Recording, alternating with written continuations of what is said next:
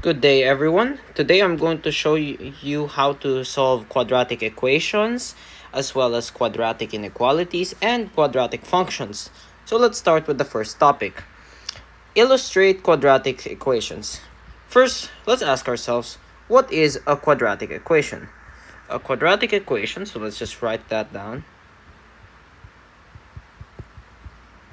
it has to have a few requirements. It's basically in this form. We have an A, B, and C. But not just that, we have ax squared plus bx plus c equals 0. That's the general form of a quadratic equation. But really, you just need ax squared plus bx plus c.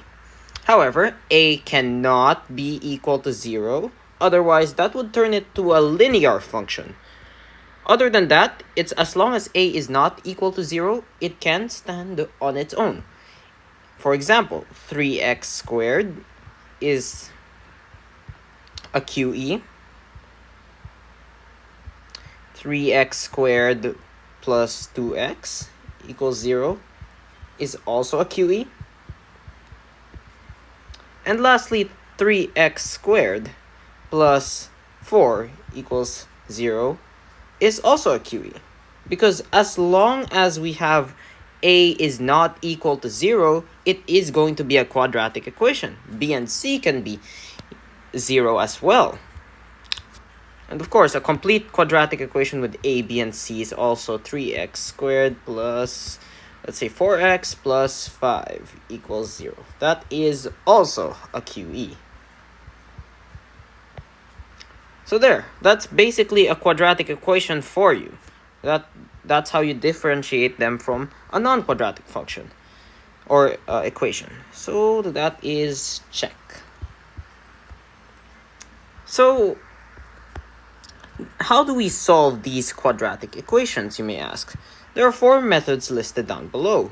Let's start with 1, the square root property, or extracting the square roots. I'll just call it square root property.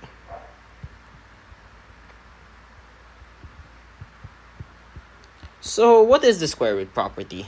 Well, it relies on the square roots of the equation. So let's say you're greeted with x squared plus 8x plus 16 equals 25. So what do you know? If you don't know, this is where you will finally know a term called a PST, or perfect square trinomial. So to check if it's a PST, you get a here, the square root of a. So 1 square root of 1 is just 1. And the square root of c, which is 16, square root of 16 is 4. 1 times 4 is 4. And then check 4 times 2. So just 4 times 2, is it equal to 8? Then that means this is a PST. And obviously, by this point, you should know how to tell if a number is a square root.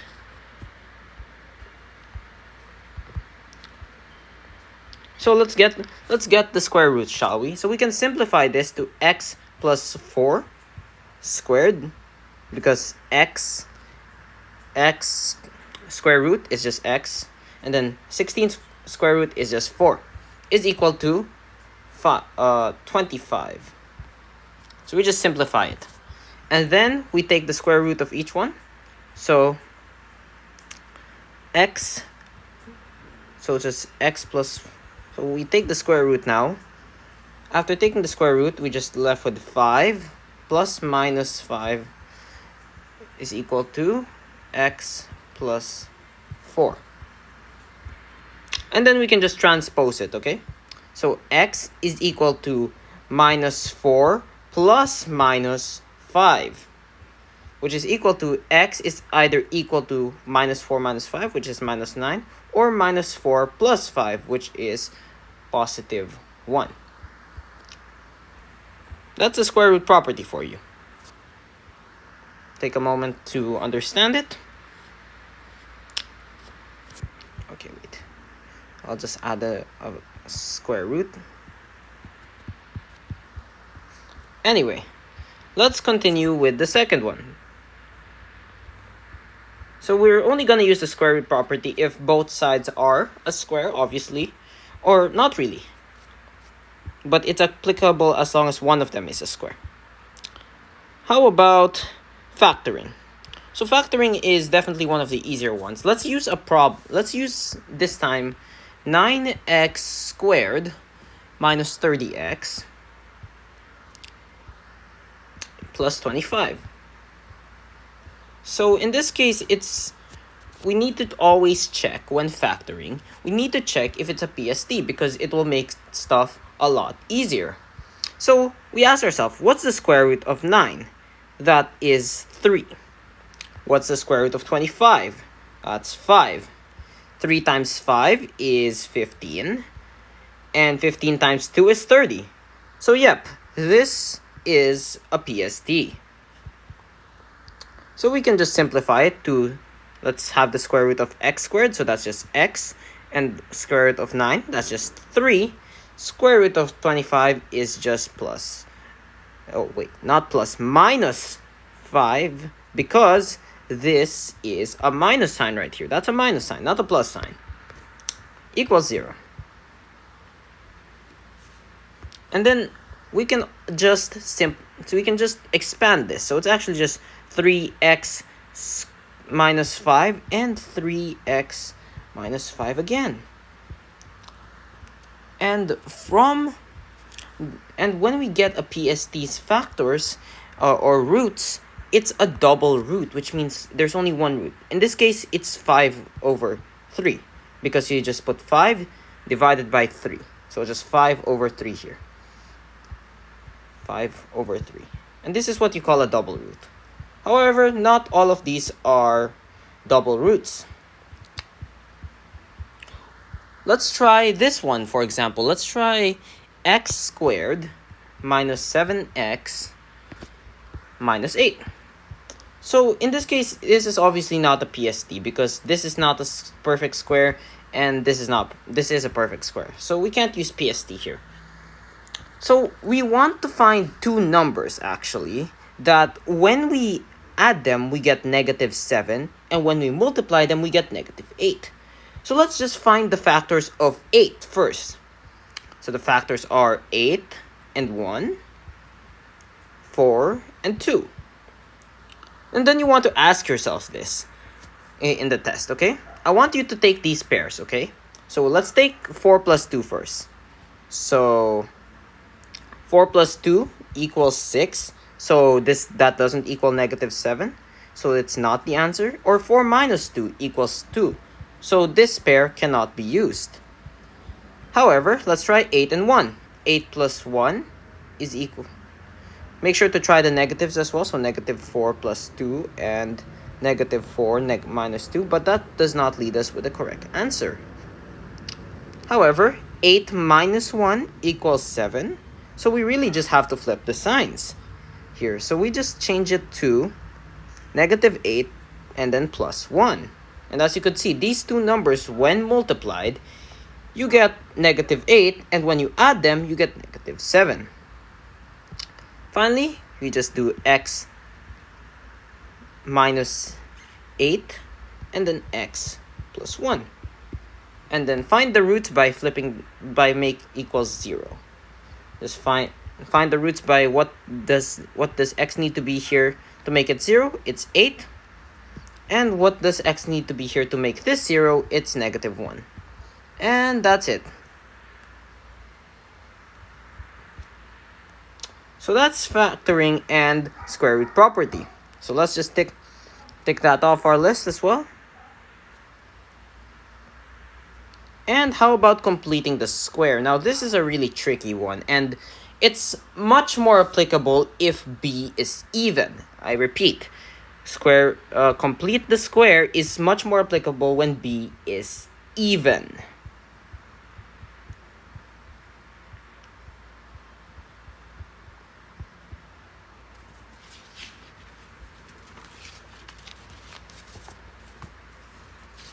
Anyway, let's take this example here.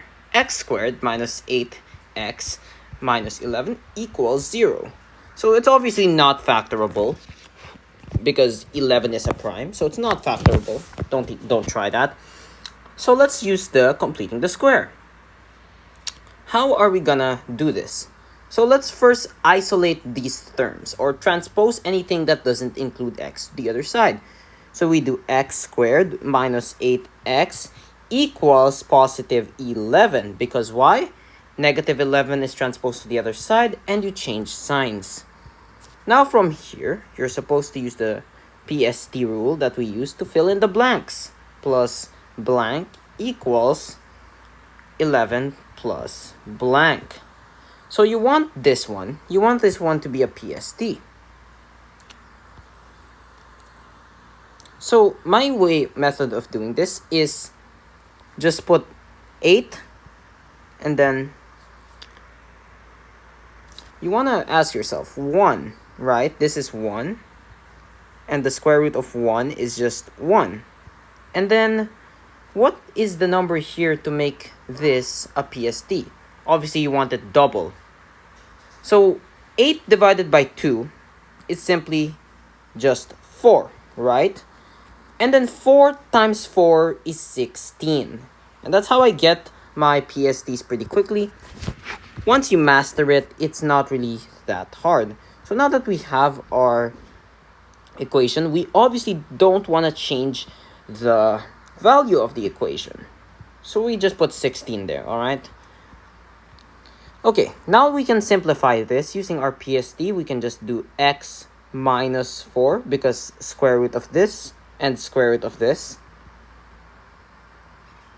squared minus, because this is a minus sign, is equal to 27.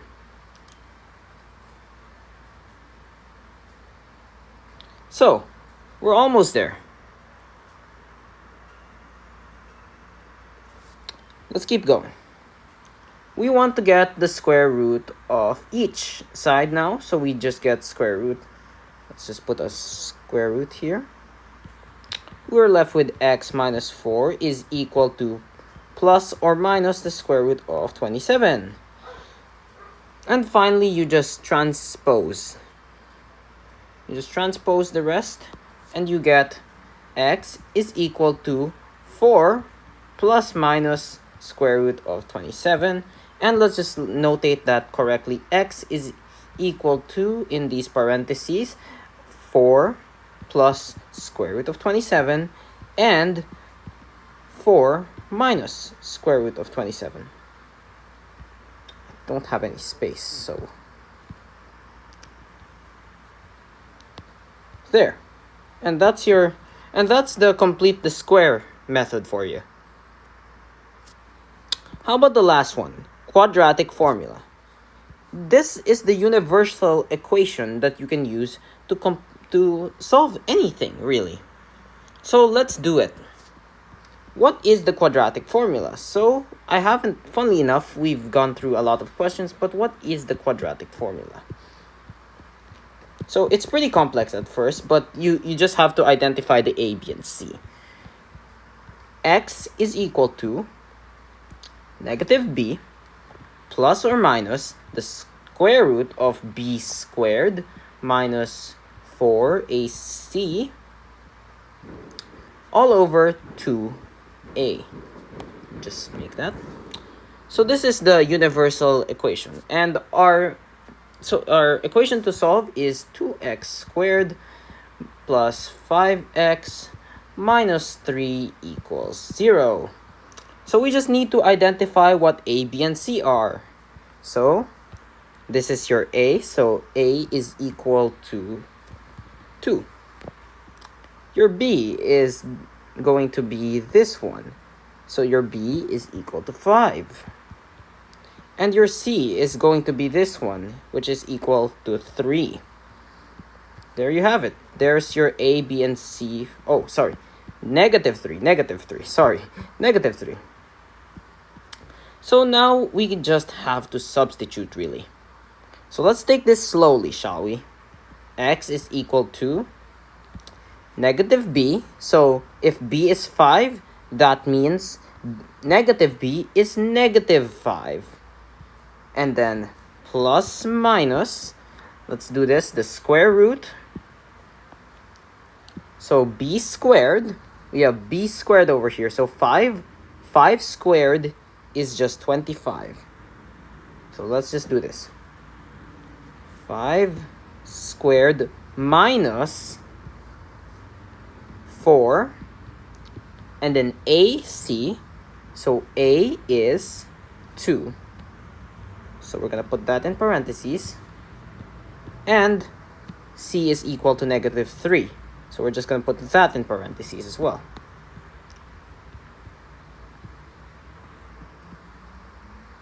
There we have, and then we have the all over 2a.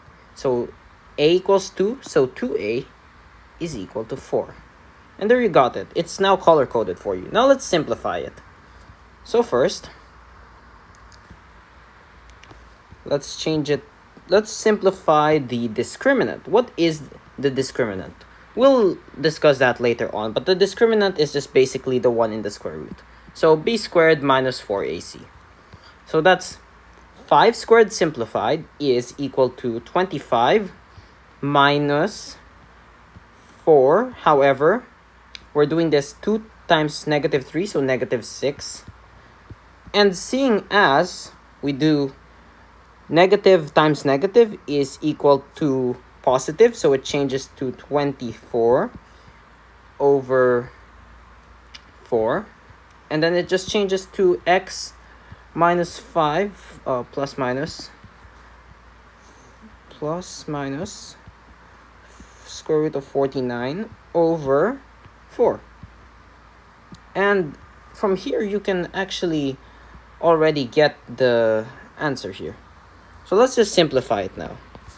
So x can either be, we know that this square root of 49 is a 7. So negative 5 plus 7 over 4, or negative 5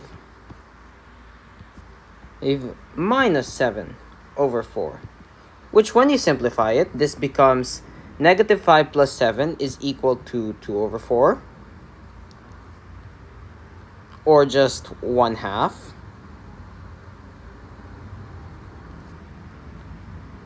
And then when you simplify this, it becomes negative 12 over 4. Or just simplified, it becomes negative 3.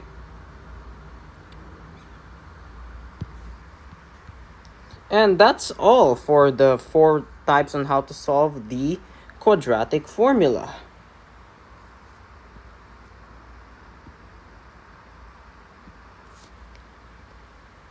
Those are the 4 ways how to solve the quadratic equation. So let's continue. Now that we know how to solve the quadratic equations, how do we just characterize the roots, or characterize the roots just by using the discriminant? But what is the discriminant? Well, let's recall our quadratic formula. Our quadratic formula is negative b, x equals negative b plus minus, and this is the discriminant, this red part over here, the square root of b squared minus 4ac. And this one's already over 2a. So this is the discriminant right here. So let's just write that down. Using the discriminant, we can find out, out of 4 possible scenarios, what is the roots or nature of the roots in a given quadratic equation. So let's just examine all the 4 possible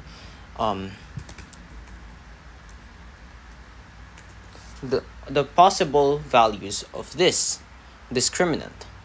So how do we know the nature of the roots?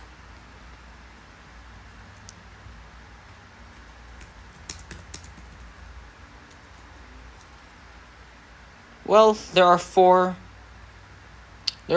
ways, 4 possible outcomes. I'm gonna discuss each one. Number 1, 2 real, 2 distinct which means real rational roots.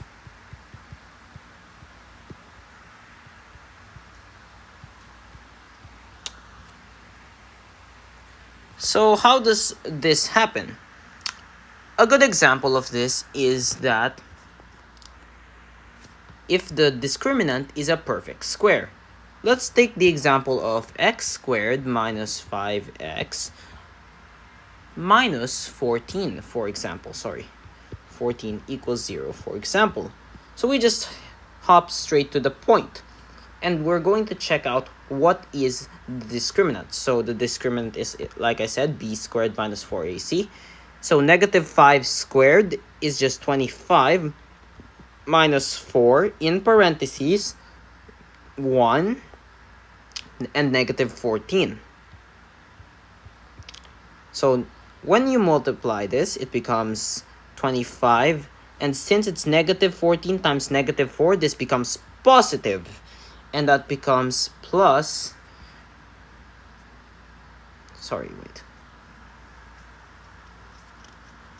plus 56. So we just simplified it. And 25 plus 56 is equal to 81. And what do we notice about this one? The discriminant is a perfect square.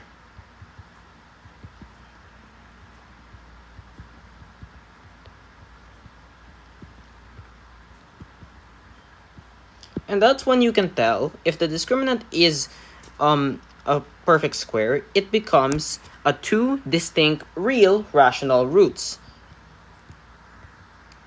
How about number 2? This time we have two distinct real but irrational roots.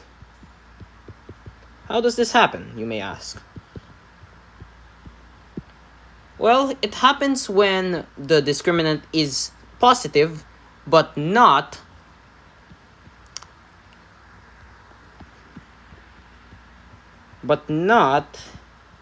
a perfect square. So what's an example for this? Let's use 2x squared plus x minus 5 equals 0. So let's find the discriminant once again. So b squared minus 4ac. So let's get the square of that. So 1 squared is just 1 plus, minus 4 in parentheses negative 5 and 2. So that becomes 1 minus 4 negative 10, because negative 5 times negative 2. Then we get 1 plus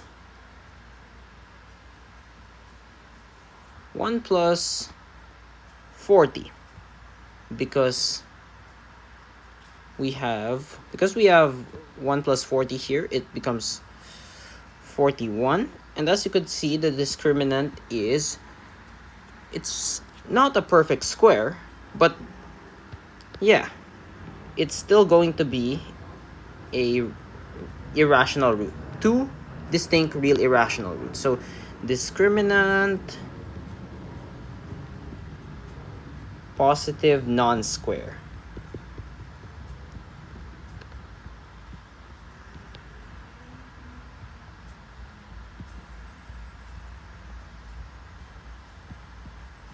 Alright, so we have covered 2 of the stuff so far. Well, how about the third case? So let's just take a moment to look at this. And I'll erase it. So what's number 3 now? Number 3 is when it's just one real double root. How does this happen? It happens when the discriminant is exactly 0. So I'll show you an example for that. X squared minus 10x plus 25 is equal to 0. So how do we do this? Well, we just factor it out, and using our PST method, let's check if it's a PST. So 1 squared is 1 square root is 1. 25 square root is 5. 5 times 1 is 1. And 5 times 2, 5 times 1, 5 times 2 is 10. So this is a PST. It can be simplified to x minus 5 squared equals 0. So yeah, this is a PST. But we're looking for the discriminant, and it's only a double root if it's a PST anyway.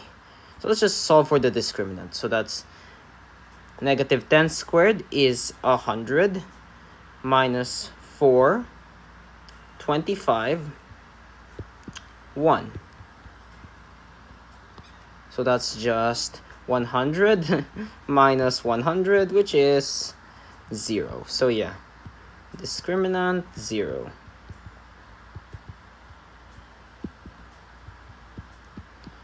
Finally, number 4. What happens if they're just two distinct complex roots, or just not real roots?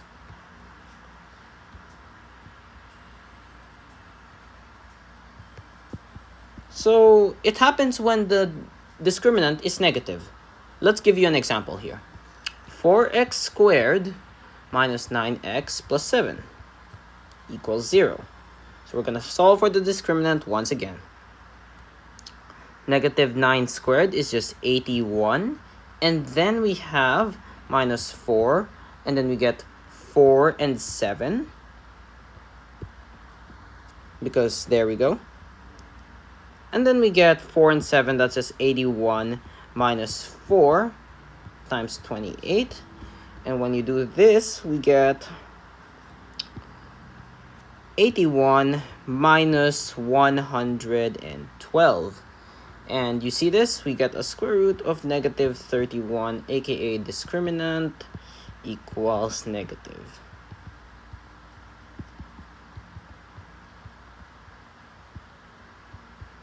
So yeah, there's all your examples for the discriminant. And that is all of it for discriminant.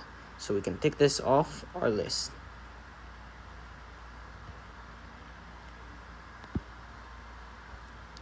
Next, let's go to what are transformable equations. So this is actually a pretty tricky one, and I will review this one. Next topic, we're going to be doing the last one, transform quadratic equations. Now, there's only two cases here, I'll show you these right here. So these are over here. And these are our two example problems. What's the first one? So how do we turn in it? We need to turn this one to ax squared plus bx plus c equals 0. And you can very much just do that very easily by transposing and expanding. So let's copy our equation. X plus x, and then in parentheses x plus 9 equals 36. Let's expand this side first. So x times x is x squared, and then x plus times 9 is 9x equals 36. Then we transpose to the other side. That's x squared plus 9x minus 36. Then it's really just a matter of trial and error until we find the right one.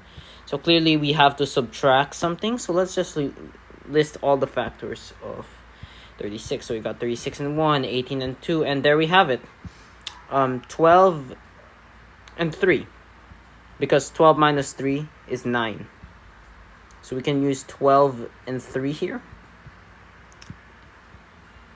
So we want negative 3 because 12 minus 3 is 9. And that's what we want. So we can just do this.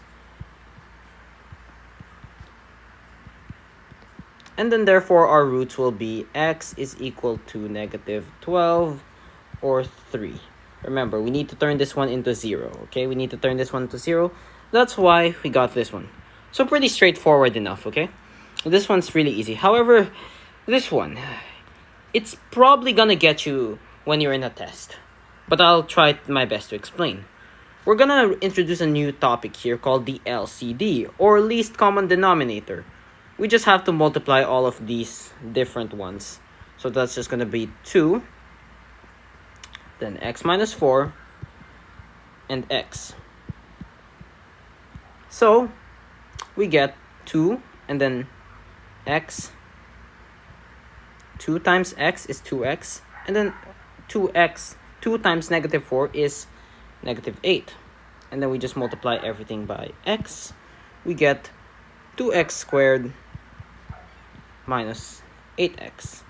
That's your LCD. So now what are you going to do with this LCD?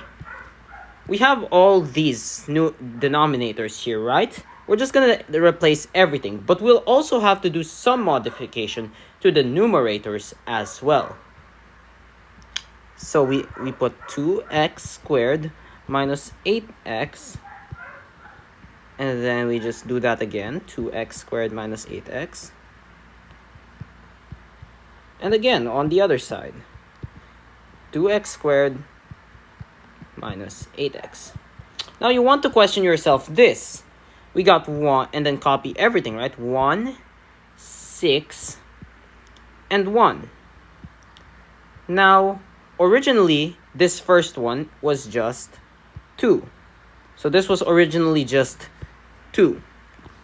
Therefore, what's missing to get our LCD in this one is x minus 4 and x. So since we put x minus 4 and x, multiplied it here, we must also multiply it here. So just x minus 4 and x. Now, in the middle term, we had x minus 4. But now we have 2x squared minus 8x. And what did we do to get that? We got 2 and x. So once again, we just put those two. Since we put it at the bottom, we also put that in the top. Lastly, for here, we just had x originally here, but now we have 2x squared and minus 8x. Once again, just put the stuff that wasn't there before, which was 2 and x minus 4.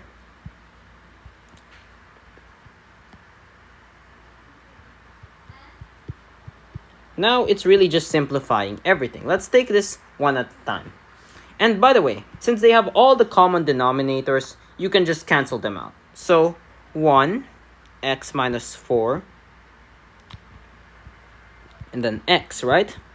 And then we could just do x times minus 4, and then x,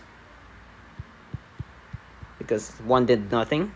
And then we get x squared minus 4x. Perfect.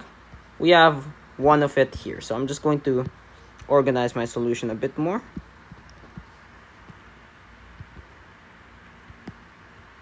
Remember, we can cancel the denominator. And then here, we got 6 and then 2 and then x. We have 12 and then x. And then we got 12x. Perfect. Carry over the plus sign. And we already have our equation after this line. And then we just need to simplify once more. So we got 1, 2, x minus 4. And then we can just move the 1, right? 1, it becomes just 2, x minus 4. And then we get 2x minus 8, and there is equal to 2x minus 8. What we just did is just drop down and simplified everything. And then now we have already an equation. So let's just combine like terms. So negative 4x and 12x can just be simplified to x squared plus 8x is equal to 2x minus 8. And then let's transpose again. 2x squared is equal to 6x, because this becomes minus 2 is equal to negative 8. And then x squared plus 6x plus 8 equals 0, because negative becomes positive. And finally, we can finally factor out our roots, which by this point you should know it's x plus 4 and x plus 2, because 4 plus 2 equals 6 and 4 times 2 equals 8. Therefore, x is equal to negative 2, negative 4. And there you have it. That's the two cases of transformable quadratic equations. We can take off that our list as well. Okay, we're now done with everything related to quadratic equations. Now let's move on to the second part. This is quadratic inequalities. Before we start, I'm going to show you some signs you need to know before we get started with this topic. So, of course, we got quadratic inequalities are just the same as quadratic functions, quadratic equations or expressions. So they follow the same format. However, instead of an equal sign, there may be another symbol here. So let's use this one first. So this is called less than. This is called less than or equal to.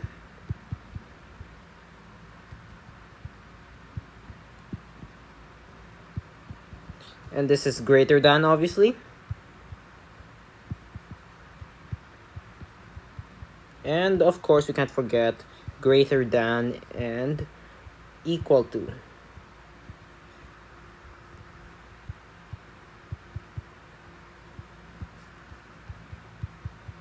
So now let's try to graph or like plot using a number line.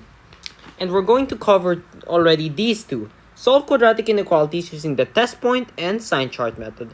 Let's first use a sign chart method. Sorry, test point.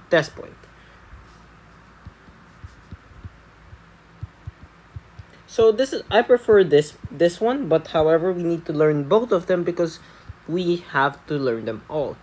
So first, given that x minus 3 and x plus 7 is, what's this one? We know this is greater than or equal to 0. Solve this quadratic inequality. So it's already conveniently factored for us, so we can easily find the roots. So the roots, or in this case, critical points. So I'll just put crit points are the roots. So we have negative 7 and 3. So let's plot that on a number line. We have negative 7. This line is not to scale, by the way. And negative and positive 3. So here's what we're going to do for test point method. We're going to test the value of the expression and see if it's correct by substituting x in 3 different locations. One here, another one here, and another one here. Let's test off if x is even less than negative 7. So let's do negative 8, for example. So we get negative 8 minus 3, and then negative 8 plus 7. Let's simplify. This is negative 11. This is negative 1. And multiplying that, it's 11 is greater than or equal to 0, which means this statement is correct. So let's just put a green check mark. Or black check mark, sorry. Now let's try it if it's between negative 7 and 3. Let's keep things simple. So let's just graph that real quick. So negative 7, x, and 3. Let's keep it 0. Let's keep it simple by using x equals 0. So that's just going to be 0 minus 3, 0 plus 7. And then you get negative 3 plus 7. And then it's negative 21 is greater than or equal to 0. And that's obviously false. Lastly, let's try to use this section. So what if the number is greater than 3? Let's say x equals 4. So we would get 4 minus 3, 4 plus 7, and then let's simplify that. We get 11, and then we get 1, and then we get 11 is greater than or equal to 0. And that's correct. So now that we have all of our points, how do we say the answer? Well, let's start visualizing it first by shading the points that are correct. So since this has the here equal sign here, we have to shade the point because this is -7 is a valid answer as well. If there's no equal to, we use a hollow point. But since we use a shaded point. And then, so from -7 all the way to -infinity is an accepted answer. So first we put this parentheses, -infinity to -7, bracket if it's inclusive, parentheses if it's not, but it's bracket because it's an inclusive. And then let's also use the blue sector. So we know that 3 is also correct all the way up to positive infinity. So therefore we can also say 3 inclusive and all the way to positive infinity. And this is our answer right here in set notation. Take a moment to pause that. And that's right there is your test point method. Alright, let's put aside that. I'll do number 2 over here. Okay, let's just make a rough border.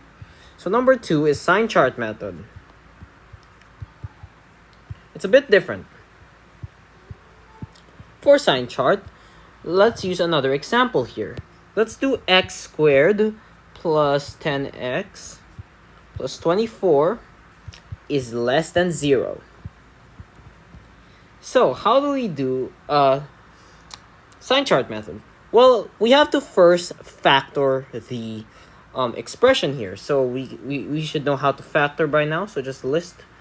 So we need to have a sum of 10 and a product of 24. Since they're both positive, we can just list them down. So 24, 2 and 8 and 3 and 6 and 4. So those are the factor pairs of 24, and we know 6 and 4 is the correct one because 6 plus 4 is 10. So 6 plus 4, x plus 6, x plus 4 is less than 0. So now we have to make a little table here. So we want it to have x plus 4 here, x plus 6, and x plus 4, then x plus 6. So you know what, might as well parentheses them. And then we want to make a little table here. Okay, I misaligned it.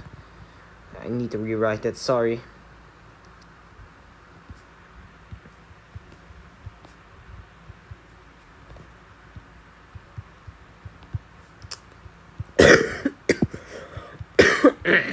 Anyway, once you got your table here, so we just want to divide it here, then you want to divide it into 3 more sections. So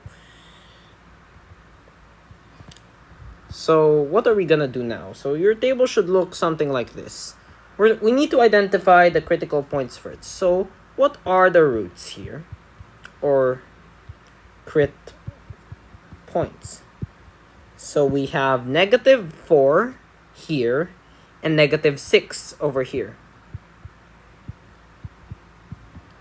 And then we can just do the same thing that we did here. So we have tested if x is less than -6, if x is between -6 and -4, and if it's greater than -4. So instead of doing this, we'll just have to do it in sign chart. So we just put minus and plus depending on the answer. So let's just use -7 here. So -7 plus, in this one, -7 plus 4, that's -3, so we put minus. -7 plus 6 is also a minus.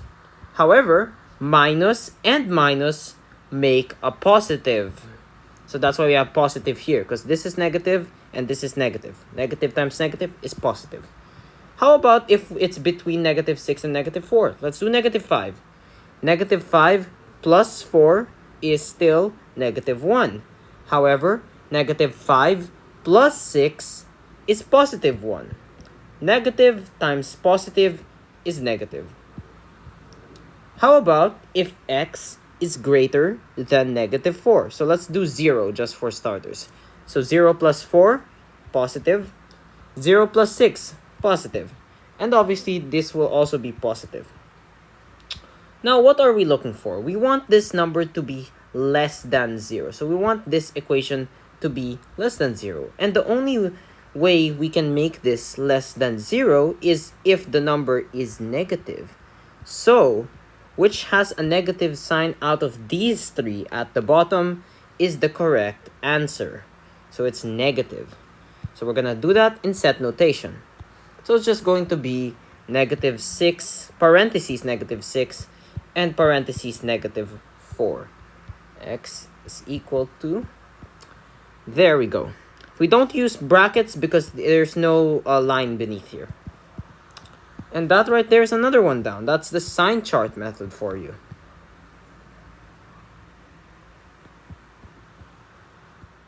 We're now on to the third and final part of this lesson here, or review. We have the quadratic functions. Let's start off with the first point. Represent a quadratic function using the following: a table of values, graph, and equation. So above here is a graph.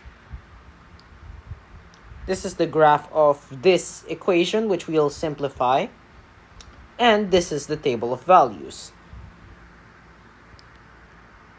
All of these are pretty self-explanatory. You just need to follow a few rules to make it easier. For the table of values, of course, just stick to integers. You don't want to have fractions there. And for the graph, I'm gonna show you how we can graph any quadratic equation. So let's try to simplify our equation. In the given, we have -2 x minus 4 squared plus 8. And then first, okay, let's use f of x or y. It doesn't really matter. So obviously we're going to expand. So -2 x squared minus 8x plus 16 plus 8. Then we do a little bit of multiplication here. So 8. So let's do f of x is equal to -2x squared plus 16x minus 32 plus 8. And then f of x is equal to -2x plus 16x x squared, 2x squared, and then we get minus 24. And yeah, this is our third way of representing. So this is our equation. So yeah, those are the three ways on how to express. And you might be realizing, you might notice something here that what is this form, you may ask. Well, this is the vertex form, and I'm going to show you how we can use the vertex form to find the vertex, and how can we convert a quadratic equation from its ax squared plus bx plus c into the vertex form. Anyway, that's this pinpoint down. So yeah, like I said, next we're gonna transform a quadratic equation from... Oh, sorry. Give time to screenshot. And there we go. So there are two forms that we know. We know the general form, which is just ax squared plus bx plus c equals 0. And now we have a new one. Y equals a and then x minus h squared plus k. What does this mean really? So h and k represent x and y in the graph. So that's the vertex.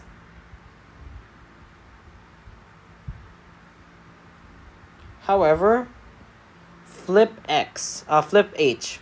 I'm gonna highlight that because that's a common mistake. Flip h.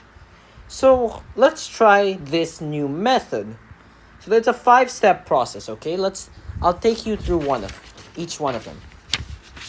So let's take it first. All right? Let me just get my examples. Our first example is what if a here is equal to what if a here is equal to 1? So if a is equal to 1, we can skip a step. So let's start with f of x is equal to x squared plus 2x minus 4. First step, make a parentheses and isolate the terms with x and isolate the ones without x. Second step, compute for b over 2 squared is. So what is b over 2 squared? So this is 2, right? So that's our b. So that's just going to be 2 over 2 squared is equal to 1 squared is equal to 1. So what do we do now with this one that we just calculated? What do we do with that? So we do f of x, and then we just copy the equation, x squared plus 2x, and then I'm going to highlight this one, okay? Plus 1. So yep, that goes there to make a PST. And then we have the minus 4. However, we also add minus 1 so that the expression's value does not change. So whatever you added here, you subtract here and vice versa. Now that we know, by this point, you should be able to know how to simplify now. So it's just x plus 1 squared minus 5.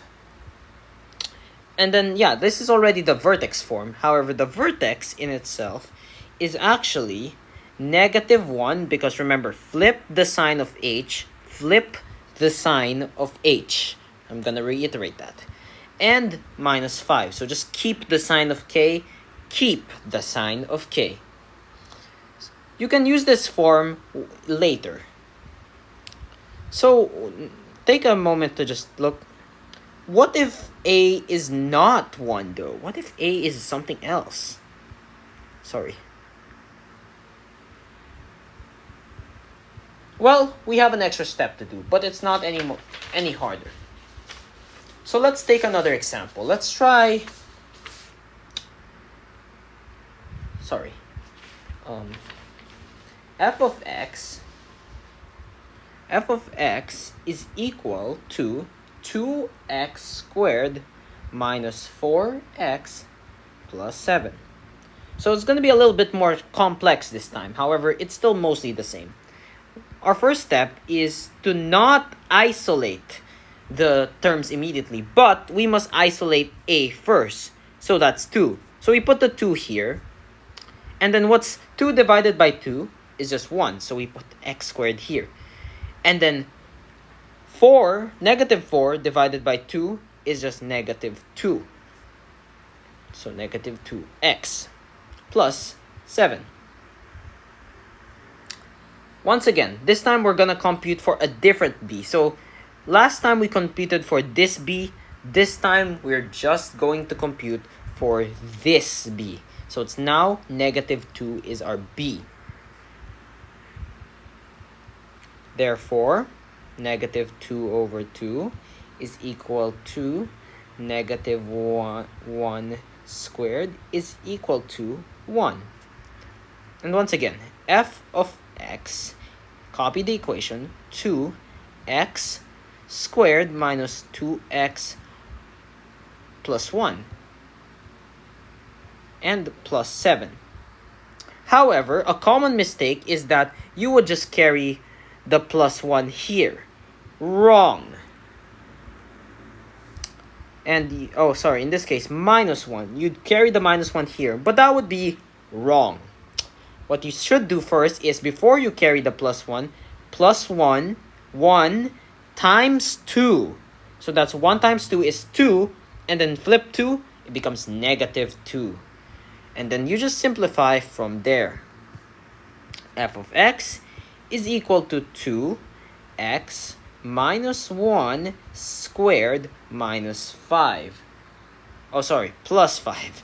Plus 5. And then we can find that's already in the vertex form, and the vertex is just, once again, flip the h and keep the k.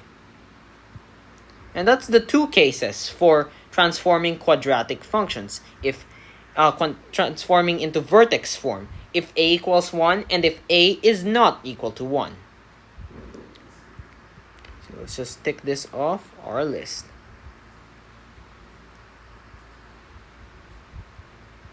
Alright, next one needs a bit of preparation. So let me get my example first. Our next section is we're going to learn how to graph a quadratic function.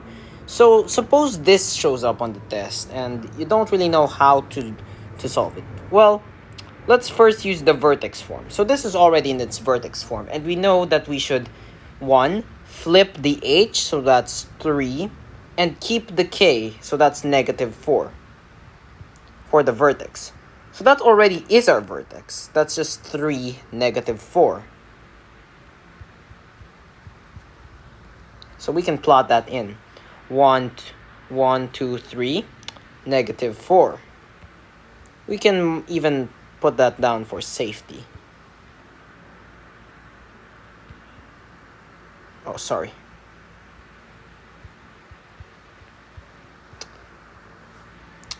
Now, what else can we do? Well, we can find the domain, which is always for quadratic functions is all real numbers. Always. We can find the range later. So let's solve for the intercepts. Well, actually, not yet. We can get the axis of symmetry by just seeing the x value of the vertex, which is just x equals 3. Alright, let's solve for the x and y intercepts. So y equals x minus 3 squared minus 4. So that's our problem. And we're going to expand on that. So that's just x squared minus 6x plus 9 minus 4. And that's just expanded, by the way. That's just expanded. And then you remove the parentheses. Then you combine like terms. So you get y equals x squared minus 6x plus 5. And then you should know how to factor by now. And you can see it's negative. And this is just a prime number anyway. So you'll immediately know that you can factor it to x minus 5 and x minus 1. With the roots being 5 and 1. So x intercepts equals 5, 0, and then 1, 0. Solve for x intercepts. Let me just label that. So we can put those 2 points as well on the graph.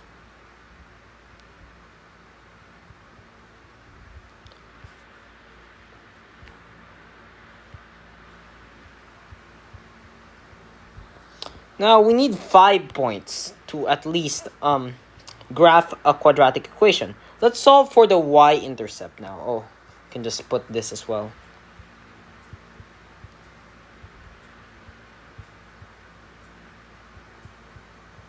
So how do we find the y-intercept? So we just make y is equal to 0. So 0 equals x squared. So sorry. Hold on.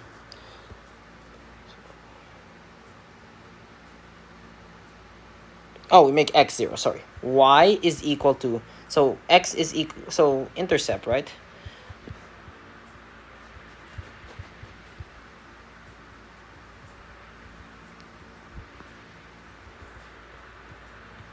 X equals 0.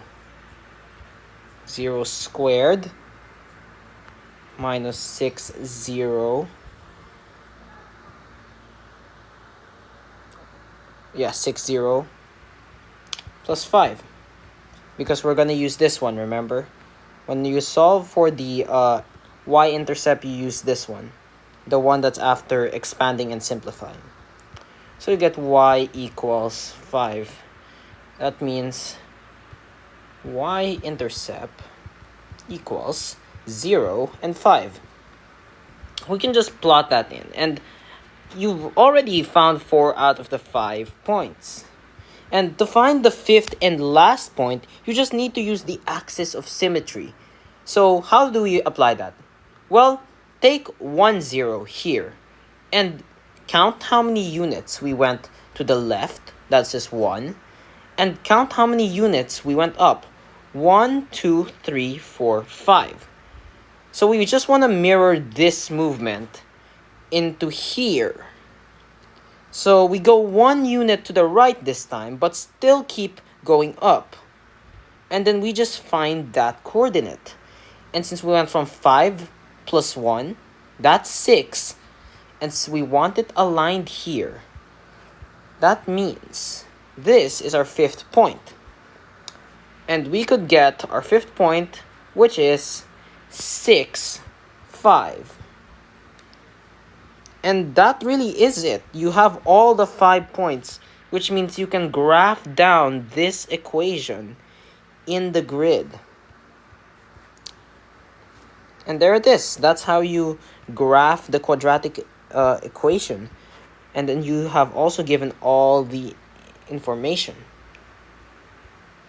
So let's just finish up all the information that we solved it for. So we get an answer key. So the range is actually, the range starts from here. So this is actually a minimum because it's going up. It's going upwards. And that's the orientation. So the orientation is upwards. Let me just put our y-intercept once again.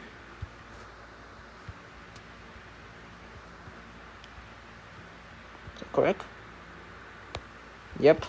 And then our range is the minimum value. So that's of the y.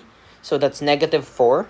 So we can just write that as y such that y is equal or greater than to negative 4. And that's really it for that topic. We have only 2 more topics to go. Yeah, crazy. And with that, unfortunately, we still have 3 topics that I have yet to cover. However, I don't have the resources yet, as I've lost the worksheet and my references for these given topics that are highlighted in red. This one is I couldn't really quite understand what it meant, and these 2 I really didn't know. I didn't have any resources for it, and the slides that we were given to us were corrupted, and I wasn't able to quite note them down either. So I'll just make a follow-up video on these 3 topics, but nonetheless, you're almost done. It's crazy. This video, I just checked, it's over an hour long. And if you made it to the end, give yourself a pat on the back and give yourself some rest. thank you. Just if you made it, just thank you, really. This is the longest guide by far I've made, and I really, really wish you all the best for this upcoming ETA for math. Thank you, and I'll see you next time. Bye-bye.